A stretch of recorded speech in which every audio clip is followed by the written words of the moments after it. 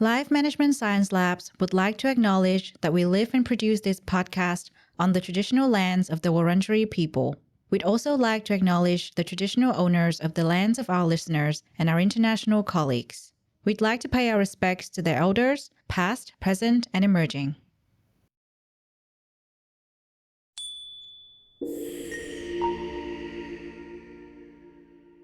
Hello, everyone, and welcome to Sero Boost, the Happiness Science Insights podcast produced by LMSL, the Life Management Science Labs. We're champions of life management science, providing structured insights informed by science and inspired by practice on key aspects of conscious living. Each week, we bring you scientific and practical insights on each element with the expert knowledge of professionals in the field. I'm your host, Lu Ngo, coming to your ears from Naarm, Melbourne, Australia. Let's learn together. Hi, everyone, and welcome back to Sero Boost, the show where we talk about the science of happiness every single week. And today we're going to talk about achieving happiness, unveiling fulfillment through accomplishments.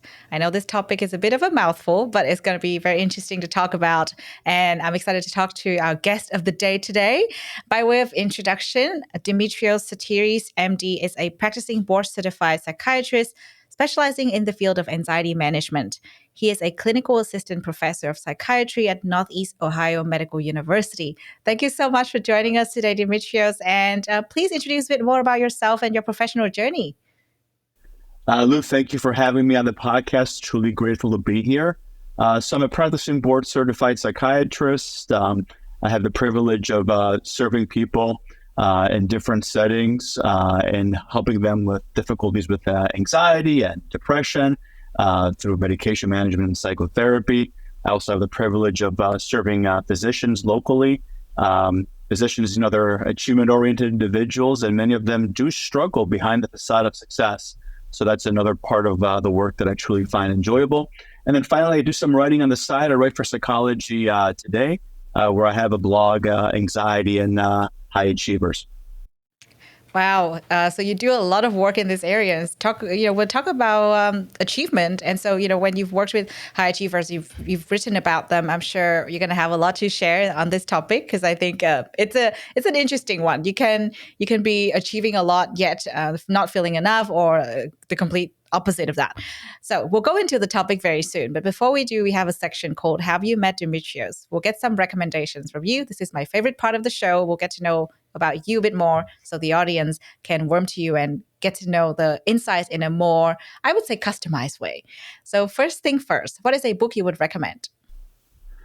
Boy, it's hard to narrow it down to one, Lou. I have a couple in mind. One that stands out to me is The Gift of Imperfection by Dr. Brené Brown. I think it's a really good book for taming our inner critic and letting go of perfectionism. Another one that stands to mind is Atomic Habits by James Clear. If somebody's trying to develop healthy habits or eliminate unhealthy habits. In fact, I use some of the tips from that book to help out my patients, because when they come to me, they're asking for advice about how to incorporate exercise or meditation in their life. So that book has some really good tips. A final book that I would recommend is from Viktor Frankl, Man's Search for Meaning. He describes his experience in World War II in a concentration camp, and though dark, I would argue that it also provides us with a healthy dose of perspective and also inspiration about how much he was able to overcome in a different era in history. Yeah, thank you so much for those recommendations. I've read all of them and also love them. Yeah, really great recommendations. What about a movie you would recommend? I'm a big Tom Hanks fan. So even his older stuff from the 90s, like Forrest Gump or Castaway, especially Castaway. Can you imagine being stuck on an island there for years without any human companionship, right? So big Tom Hanks fan. Yeah, great recommendations. How about a podcast?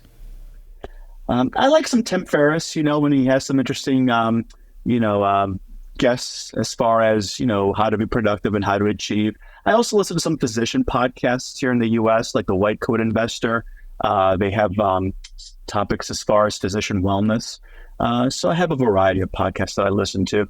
Yeah, what a wide range. Thank you for that. And next one is about role model. Now, this question I have to preface by saying it can be a famous person or it can be someone not famous, but your personal role model. So Who's your role model? As far as personal role model, I would say my parents are, they came to the U.S. from Greece with just a high school diploma. And, they struggled and worked really hard to raise me and my brother. My dad's a cook. My mom's a cashier at a grocery store. So money was tight growing up. But I grew up in a household with plenty of love. And through their love and support, I've become a physician. So I owe my success to them. As far as a famous one, I would say President Barack Obama, the first African-American president of the United States. And regardless of whether one agrees or disagrees with politics, I just thought that he led with grace and dignity. And just that grace and dignity is something that we should be emulating. Yeah, 100%. I really love that. And love that you talked about your parents too. Thank you for that. Final question. What is a course you've completed that left a really strong impact on you? I'm not going to bore you with medical school courses, biochemistry or anatomy or all that. I'll put you to sleep with that. I would say back in college, philosophy courses, ethics, logic, those courses, they exposed me to critical thinking. They exposed me to asking open-ended questions, and they were a prelude to me becoming a psychiatrist. So though I did not know what psychiatry was at 18, those courses were the first step to me ultimately becoming the psychiatrist that I am today. Yeah, that's quite fascinating. Thank you. All right. So now we've got all of your recommendations and things that would help our audience to understand who you are as a professional, as a person a bit better. Let's talk about happiness, fulfillment, and accomplishments. Now, as I said, the topic is a bit of a mouthful, but let's start with something broad. The concept of the show is about happiness and the science behind it. So our first question to all of our guests is, what does happiness mean to you? Yeah, I think happiness has a number of different definitions based on how you look at it, right? So some people may use the term happiness to refer to an emotion in the here and now, no different than I feel happy, I feel sad, I feel angry, I feel stressed, right? So from that standpoint, happiness becomes something very transient. But on a deeper level, one can define happiness as the pursuit of satisfaction with life, the pursuit of fulfillment, finding purpose and meaning in life. And I think when people say, I just want to be happy, and they're trying to grasp this elusive thing called happiness, I think that's what they're referring to. And that tends to be my definition of happiness as well, that deeper pursuit of satisfaction, inner peace, and fulfillment with our lives. Yeah, 100%. Really love that definition. I think it's personal to each person, but I guess when you say it that way, we can all look at our happiness through the lens of, our own fulfillments, our own achievement, our own purpose and meaning, right? And those are questions that we need to ask ourselves. Now, we talk about happiness and the definition, and we know that it's very personal to different people, but we also know that there are some very big misconceptions out there when it comes to happiness. Now, you will notice these misconceptions based on your professional background, based on the people you interact with. Man. So then I wonder, what are some of the biggest misconceptions that you personally have noticed when you do your line of work? Yeah, I think the number one misconception, well, there's a number of them, but the number one I would say is that success equals happiness. And that is such a misconception. My observation has been that people who are achievement oriented, they tend to suffer at higher rates in their general population. I'll speak for physicians in the United States where 63% of them are burned out, right? And, we live in a society that's becoming more and more competitive, and that we're worshiping at the altar of achievement, and we're missing the boat, and we're sacrificing values that are equally, if not more important than success, such as humility, gratitude, being kind, being empathetic. We're sacrificing these values for the pursuit of achievement. And studies do show that, just because, someone is successful, it doesn't mean they're happier. Sometimes we make success synonymous with wealth, and studies show that, even amongst multimillionaires, the majority of them in surveys report they want more money to be happier in a 1-point scale. So that's the number one misconception that I want to point out, that success does not necessarily equal happiness. It can play a role in happiness, but it is not the equivalent. Another misconception as far as success and happiness is that people who are successful, they're more worthy in some way. We put these famous people and these wealthy people on a pedestal, and we forget that they're human beings like every single one of us, and they also suffer too. But we look at the shine of their wealth, of their stuff, of their fame, of their notoriety, and we forget that behind that facade, they're human beings with feelings and thoughts and struggles and past life experiences like any single one of us. So that's the second misconception that I would like to add, that people who are successful, quote unquote, they're more worthy, and our self-worth is not derived by our amount of success. Yeah. That's a very interesting point, because today we're here to talk about accomplishments and fulfillment, right? And for a lot of people, they think of success as having lots and lots of accomplishments in their lives. Now, there's the correlation. Obviously, there's that relationship. And I'll leave you to help us to define it, because, we can get lost in talking about success, thinking that, it's all about accomplishments. And we are talking about happiness. And like you said, it's not all about success. Success does not always bring happiness. And perhaps it's the same thing with accomplishments. So my question to you would be your perspective. I would love to hear your perspective about the relationship between accomplishments and happiness. How do they work together? Yeah. And it's almost like a double-edged sword, right? It's both positive and negative. So as human beings, we have this need to feel competent and to feel good about who we are. And, we do that through achievement. We have this need to achieve.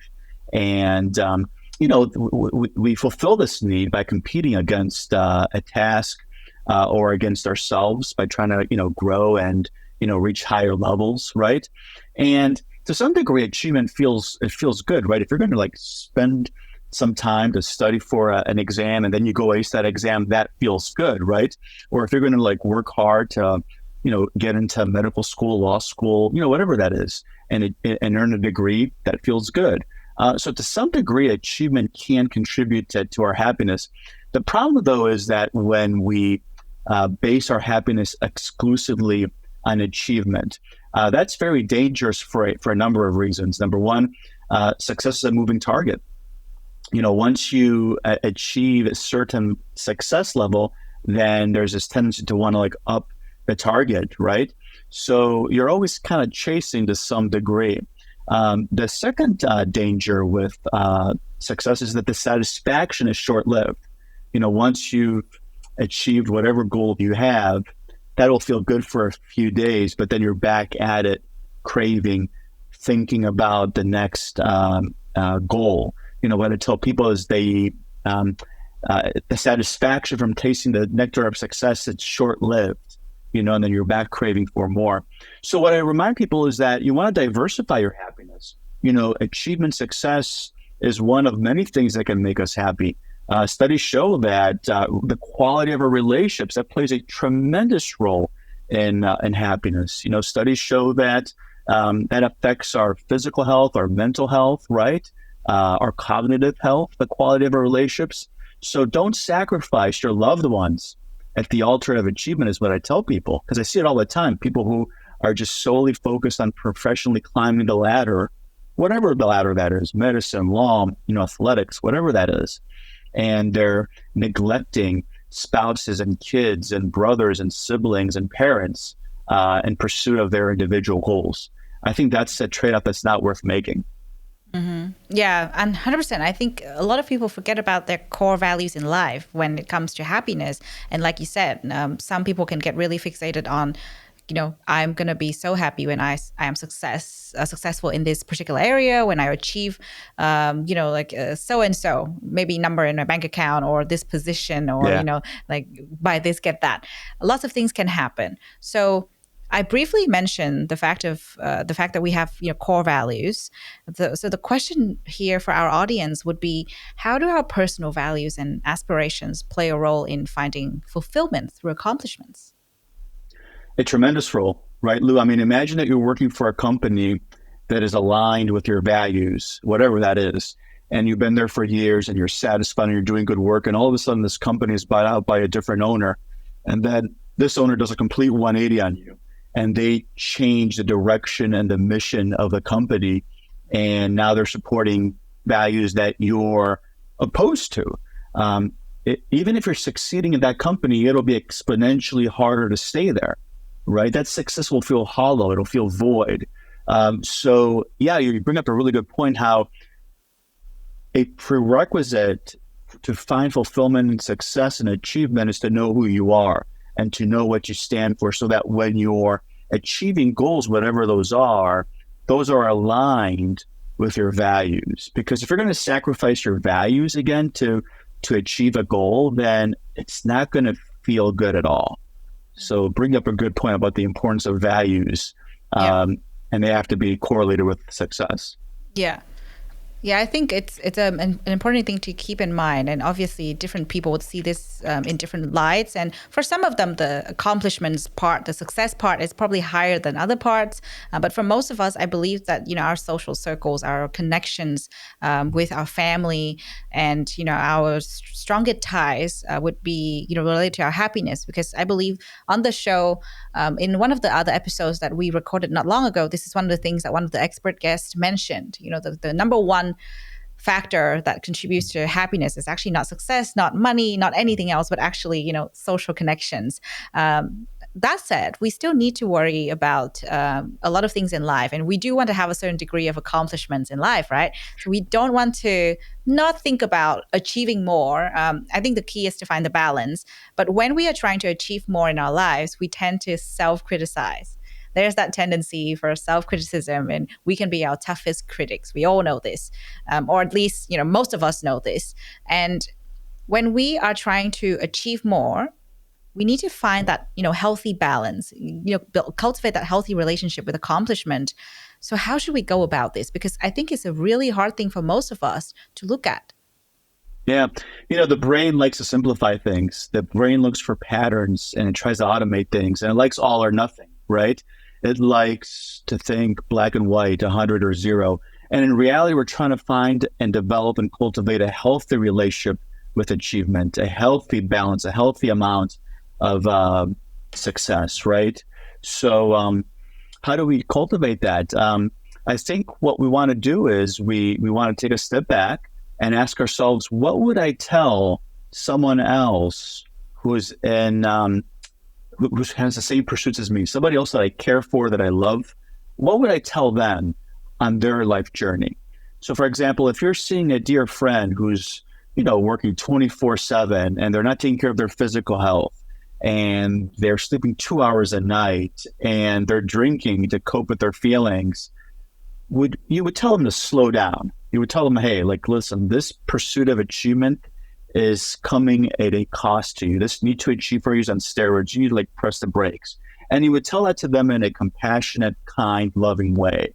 You wouldn't say, hey, you're failing. What's wrong with you? Why can't you achieve your goals? No, you would give them grace. You would give them compassion. So the same thing holds true for ourselves. You're in a relationship with yourself, Louis. You talk to yourself, you think about yourself. You can hear your thoughts. You can hear yourself talking to yourself. And the same thing holds true for me and for everyone else out there. We all have a relationship with ourselves. So you want to talk to yourself in the same manner that you talk to a loved one, someone that you care for. So I think that's a really good blueprint barometer. Now, there's times that we have to, cut back and push back when we're trying too hard. But then there's times that we actually need a little bit of motivation. You know what? That approach that I did not work out as well. I could have done A instead of B. And to look at these shortcomings that we all experience as human beings as opportunities for growth and improvement. So giving ourselves grace is very important as we work on developing a healthy relationship with achievement. Mm-hmm. Yeah, I think that's a really good point, and something that we can all practically do, right? Because I think it's about stopping ourselves when we start to have that negative self-talk and just be like, wait, hang on a second. Why did I say this to myself? Yeah. Let's change the narrative a little bit. Oh, sure. be our best friend, be our own best friend and talk in a nice, Yeah. positive and loving way to improve this relationship. Because I think a lot of the times, even when we have achieved something, we're like, oh, what's the next target? And that leads to burnout. And I've been talking about burnout on this show for the past, I think, few months because I'm going through that Sure. process. And I'm like, I was in that constant stage of like, oh, I need to do more. I achieved something last year and I was like, oh, okay, great, let's do more. It's kind of like playing a little game, like the Mario game or whatever you play. It's like, okay, level up, let's do more so I can level up even further. And then that led to burnout. Now I'm kind of going, why did I push myself to do so much? I could have just enjoyed that part, celebrated it for a little bit, and then work on doing more slowly but surely. Yeah. And yeah, I'm sure my best friends would have told me that, but I didn't say this out loud to anyone. And then one day I had a conversation at a cafe with my friend, and the exact thing happened. Exactly what you just said. My best friend told me things that I needed to hear, and I should have told myself, but I didn't. And it's kind of uncomfortable to hear. Right? Because whenever you have these critical conversations, it's kind of like, oh no, you push back because you are in the mode where you want to do more. So when people are like, no, you've done well, you're like, no, I don't think so. Yeah. It's And so there's hard. a couple layers to this. Oh, it really is. And the one thing I tell people is we all have limits and we need to honor our limits. Yeah. And whenever we try to go beyond our limits, that's when we become more and more vulnerable to crashing and burning. The myth of Icarus, who had these wings made out of wax, and he flew too close to the sun, right? So we have limits, and we need to honor our limits. And honoring our limits doesn't mean that we're weak or that we're inadequate or that we're not resilient. It just means that we're mindful and intentional, and that we're recognizing that we need to take some time to put fuel in ourselves to recharge our batteries so we can continue to serve at the highest level. But if you're depleted, if you're burned out, if you're like running on fumes, what happens is you're becoming more and more inefficient. You're becoming, it's just the material is not sticking. You're not thinking as crisply. It's harder to focus and concentrate. Instead of operating at 90%, you're operating at 50% capacity. So we all have these limits, and we have to honor them. Otherwise, the work becomes exponentially harder. Yeah, that's a really good point. I do think that there's this caveat of something that's interesting, though, because you said you work with and write about high achievers. So there's that, that population, that those are people that are high achievers. There are people that just want to sort of, have a comfortable life. They don't really have the need to achieve more. And this is just from my personal observation. I'm sure research would have told you so much more about this, and you're the expert. So you tell us, what would be the relationship between accomplishments and happiness in those different populations? Well, so there are so many variables and factors that play a role in how much we need to achieve, So, for example, upbringing plays a major role in that. So, for example, if somebody comes from, maybe a strict household where mom and dad prioritize achievement from a young age, they're going to internalize that voice from those parental figures, and they may have a higher need to achieve than somebody else who grew up in a household where it's like, hey, relax, you're good. If we don't care if you get a C, like we love you regardless, right? So that's one contributing factor. Another one would be, who are you surrounded with? So for example, when I was in med school after college, I was surrounded with other medical students. So these are all the top of college who went into medicine. And you can imagine how ultra competitive that environment is, right? So if you're going to be surrounded by ultra competitive people who have the bar really high, you're going to feel this need to keep up with them. Otherwise, you may feel inadequate versus somebody who maybe is just in a different, level of schooling. Another example of that may be like where you live. So if you're living in a very affluent neighborhood where people have, these $1 million mansions, you're going to feel a tremendous more greater pressure to keep up with appearances rather than if you're saying, I'm going to live in a more modest neighborhood with smaller homes, right? You can see how that impacts your need to achieve your environment does. And the third layer I would add is that society is becoming more achievement oriented throughout the years. Studies do show that behaviors associated with the pursuit of status and achievement are on the rise. More young people today care about, becoming famous and wealthy compared to previous generations. Yeah. And this makes sense if we think about how much value a college degree has today than it did maybe 40 years ago. 40 years ago, you get a college degree, you're golden, right? Today, you get a college degree, that may not be enough to succeed and excel professionally. So that's evidence of how much more competitive society has become. And when you're seeing society more competitive, then you got to up your game to keep up with your surrounding environment. Yeah, that's a really interesting point. It kind of always goes back to our childhood in some shape or form.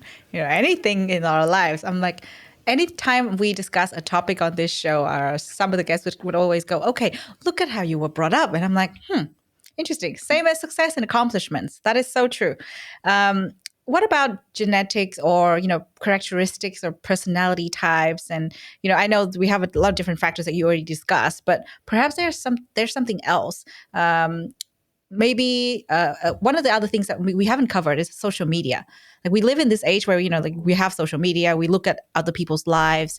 And I ask this question because I'm a high achiever myself, I think. And that's not because of people I watch on social media. It's just, I think maybe because of the way that I was brought up or, people I was surrounding myself with growing up. But I also noticed that a lot of people are talking about other people's lives and they're like, oh, like we should do this and that because of what they see. And so I wonder in this sense of accomplishments and happiness, right? We're talking about happiness. True happiness does not come from, oh, let's do that because other people are doing that. Yeah. So when we think about it this way, how do we differentiate it? What are some of the other factors we haven't covered? Yeah, I mean, so you mentioned an important one there as well, the social media and how that further has increased our need to achieve, right? So back in the day, so I moved to the United States from Greece when I was 16, and I was the foreign kid in high school. And the beautiful thing about, that time was that there was no social media, so that I didn't know what I was missing out on, being the foreign kid, right? But now with social media, you can see everything that you're missing out on, right? And not only do you do one social comparison when you're in social media, you're doing a stream of social comparisons. Like every time you scroll that finger, you're looking at a bunch of lives, glamorized, idealized lives on your screen, and you're comparing your real messy life with somebody's projection of their life. And this is going to create feelings of inadequacy and feelings like I've got to do more to keep up. So social media does play a role in us being a lot more achievement oriented, right?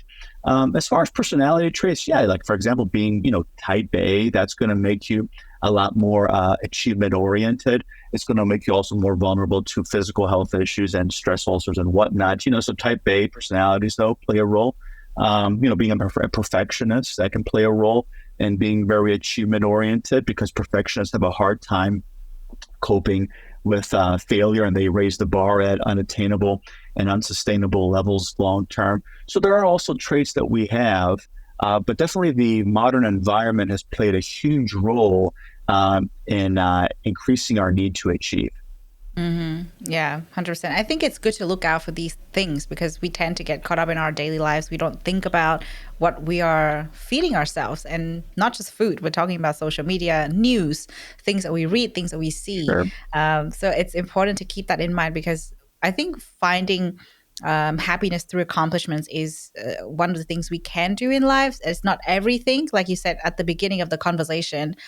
So I think finding the right way to go about it would be very beneficial for us, which is why I'm going to ask the last question before we move on in this part, would be some of the success stories and examples, because we have talked a lot about, like some of the challenges, some of the ways that, we can negatively sort of like get influenced by things around us, or if we don't notice these things, we might not get happiness through accomplishments. So, but I'm sure there are success stories out there where people have, found their happiness through accomplishments. You've written about this topic, I'm sure. So if there are stories that would sort of encourage our audience to look at this in a different light, I would love for you to share them.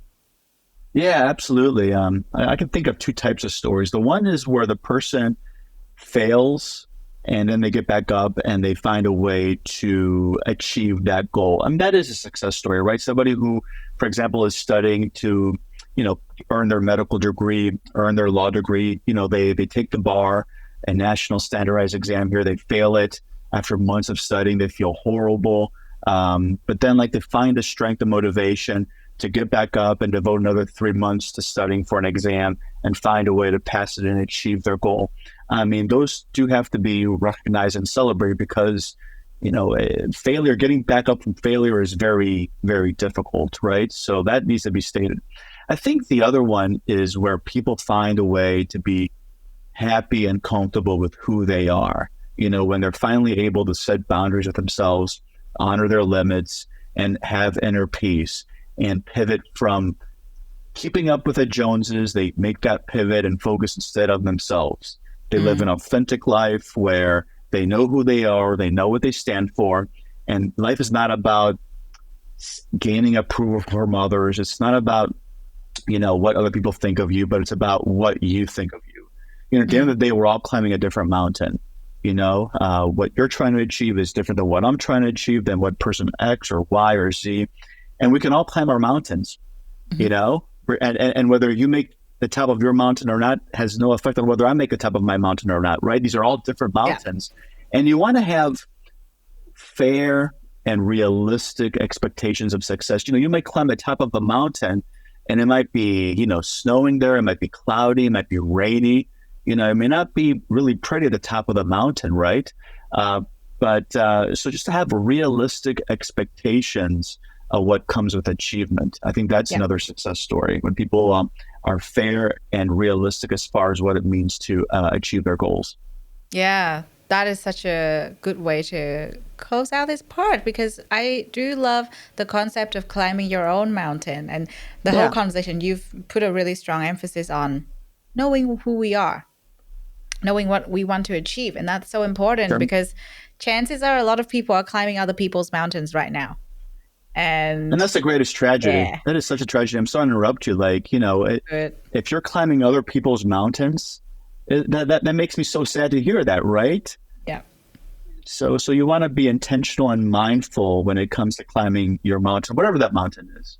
Yeah, 100%. Yeah, but it's sad, but it's true. I guess it's like it's not newsflash or anything to all of us nowadays when we hear stories about people who feel lost later in lives, and they chose the wrong kinds of education, or a lot of different things can happen when it comes to accomplishment. Work at the wrong company just for the namesake, and things like that. And so I think it's very important, as you said, the whole conversation today has been so enlightening in the sense that we should go back to who we are and find out what we truly want to achieve. And I'll throw in something fun that I want to share with our audience, because I love talking about happiness. And one of the books that I really love reading is called The Mountain Is You. And I really love that you mentioned the concept of knowing who you are today. And I really want to throw in the fact that on most days when we feel like, we need to achieve more, I actually would like to point out that we probably need to look inwards and work on ourselves. There might be a lot of things that you need to overcome before anything else. And this could be healing from your own trauma. It could be changing a bad pattern of behavior. Goes back to one of the books that you recommended, actually, Atomic Habits. So many things we can do for ourselves. But yeah, I think starting from recognizing what you're doing well at and what you can improve, first of all, it'll be a really good self-growth journey. And then you'll realize what you truly want to do in life. So I just want to throw that in because I think that's important. Yeah. No, thank you, Lu. You bring up excellent points. Can I tell you today what the best part of my day was, or what was the most productive part of my day? Yeah, please. It was watching TV with my 5-year-old. He wanted to watch something about bugs on TV, and we cuddled on the couch for an hour or so, and we just watched bugs on TV. And he was learning about worms and spiders and whatnot. And did I achieve anything with my writing or in medicine? No. But did I bond with my 5-year-old over bugs? Yes. And that hour was the highlight of my day, was watching bugs on TV. So yeah, sometimes you can be productive and achieve if you can find a different way to look at achievement, right? When you're bonding with a loved one, you're achieving something precious, right? Yeah. When you're making memories with a loved one, when you're even like not doing, that is being productive. Like when you're resting and, clearing your head and clearing the schedule for a couple hours, that is being productive. So hopefully that example is helpful to you and the audience. Yeah, 100%. That's such a great point. Before we close this part, because, accomplishments can be anything. It doesn't have to do with work. Yeah. It could just be building a better relationship with your own family. And for a lot of people, this is a true challenge because they work too much. So there you go. Different kinds of accomplishments. Yeah. Yeah. Wow. Beautiful. Love that. Okay. Now let's talk about something more practical. Let's talk about a practice or a habit that our audience can try. So which practice do you personally employ to achieve happiness through your accomplishments? I look at mental health as biopsychosocial. So there's biological stuff that helps us with our mental health and happiness, psychological stuff and social stuff. So I want to pick one thing from every part that I do and to share it with the audience.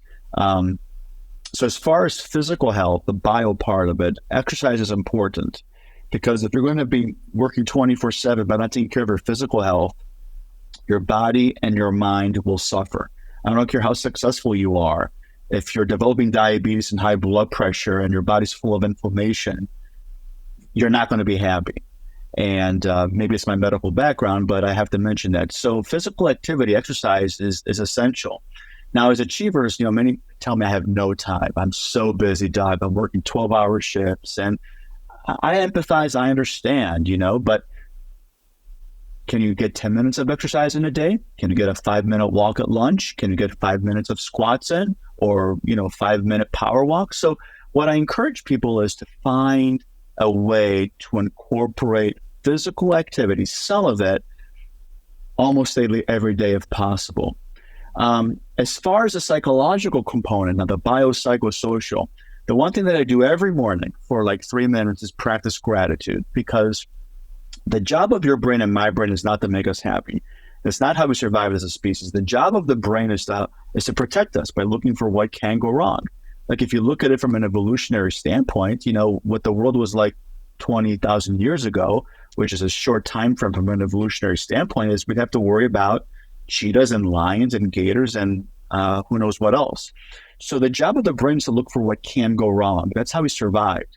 We didn't outmuscle gorillas and lions. We outfought them by looking into the future from a negative, catastrophic point of view. So your brain, like my brain, like everyone's brain, is going to generate anxiety-provoking thoughts and negative thoughts. So what I like to do is start my day with something positive, like focus on one thing that I have in my life to be grateful for. Maybe my son, my daughter, my wife, whatever, just being healthy, whatever that looks like, and just feel grateful for that one thing for a few minutes before I go to work. You can't just think gratitude, you have to feel gratitude, feel appreciation. Imagine what it would be like if that was taken away from you, your health, your loved one, right? So feeling some gratitude as an antidote to the negativity that's swirling in our heads. And then the third thing I would say, the social part of it, the one thing that's essential is boundaries, biopsychosocial. So the social part is setting boundaries with people. So personally, Monday through Friday, I'm a psychiatrist, but on the weekends, I'm not a psychiatrist. I'm a dad, I'm a husband, I'm a human being, Now, other physicians, they want to work on the weekends. They want to run the hospitals on the weekends and, more power to them, to each their own. But personally, I know my limits and I have to honor them. And, those 2 days, for example, when I'm home, when I'm with my family, I try to be as present as I can be with my family by setting boundaries with work. So those are some tips that I would recommend as far as finding some happiness from a biopsychosocial standpoint. Yeah, thank you so much. We asked for one and you gave us 3, but very well rounded. I think our audience would appreciate that and they can sort of think of their own lives because each of us has our own identities and things that we are doing on the daily. And, we can easily incorporate your tips in there. So that's really good to hear. And the final part of this podcast is about open mic, and this is your chance to talk about anything you're passionate about. I know you're probably passionate about so many different things, and we've covered a lot of our, achievements, accomplishments, and you even talked about your family. So I wonder what else would come to your mind at this point, but the floor is yours.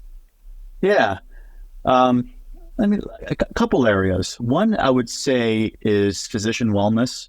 I have a soft spot for the physicians that I treat because I am one, maybe because I'm biased. But, it's tragic that 63% of American physicians are burned out, and that many of them suffer from depression, anxiety, even suicidal ideation, right?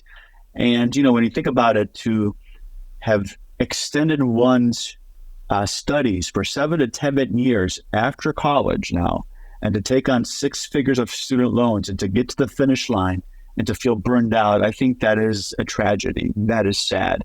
And obviously there are many systemic factors in the healthcare system that have to change.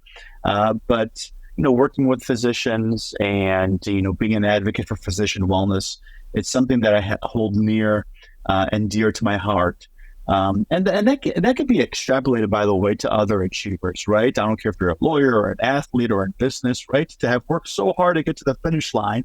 And then once you're there, you're like, this isn't what I thought it was going to be. And I don't like this and I'm burned out. That's sad. That's tragic. And it happens every day I hear about it. The second thing that I would say is being a dad. I've got 2 kids. My daughter, she's 7 or soon to be 7.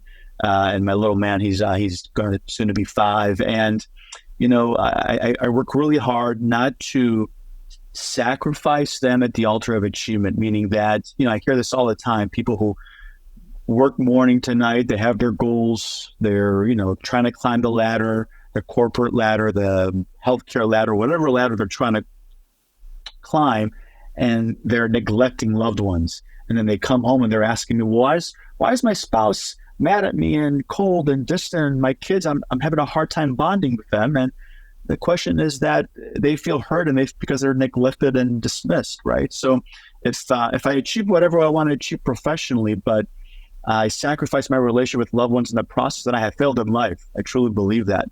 That is a failure of colossal proportions. So that's important to me, being a parent, which is the hardest job in my humble opinion. Being a parent, I have such empathy and compassion, especially for stay-at-home parents. I have such empathy and compassion for them because that is the hardest job, and it is vastly underappreciated by society. Yeah, that is a really good point. I couldn't agree more because those 2 points you just made, both of them are really valid for a lot of people. Maybe they feel like they are hurt by you sharing these messages. A lot of people might be going through the same things. And well, thank you so much for those lovely messages to close with and for being here today. It's been really great chatting to you about accomplishments. I think we can all change our perspectives when it comes to accomplishments. The one thing that I would probably take away from this conversation is accomplishments come in many shapes and forms, and they're not the only thing that would define our happiness. It doesn't have to be just about your career. It can be anything else, right? It could be about family, friendships, relationships. And relationships are super important too, because you just touched on that. Being a parent, if anyone is a parent in our audience and they're listening to this, I hope that they feel like they're not alone in this journey, and it's hard for them, and they should definitely take care of themselves.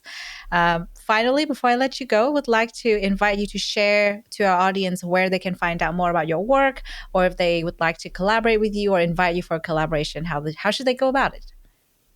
Oh, thank you, Lu. So I'm active on social media. I'm on Twitter and Instagram. The handle is at Dr. Dimitrios, Dimitrios. I also have a website where I, share publications, from like Psychology Today and other outlets. DimitriosTsatiris.com. Last name is Tsatiris.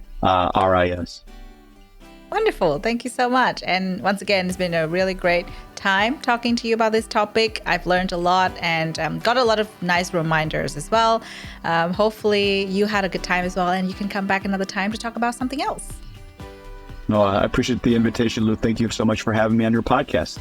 You have been listening to Sero Boost, the Happiness Science Insights podcast produced by the Happiness Science Labs, a division of LMSL, the Life Management Science Labs. More episodes are available from 10 life management perspectives and can be found by searching LMSL on Apple Podcasts, Google Podcasts, Spotify, YouTube, and other podcasting apps available on your devices. If you enjoyed this episode, please rate, share, and subscribe to our channel so that other people can find it and we can continue to provide quality content. More of our work can be found on our website, ha.lmsl.net, where you can join our movement. I'm Lu Ngo. Thanks for tuning in.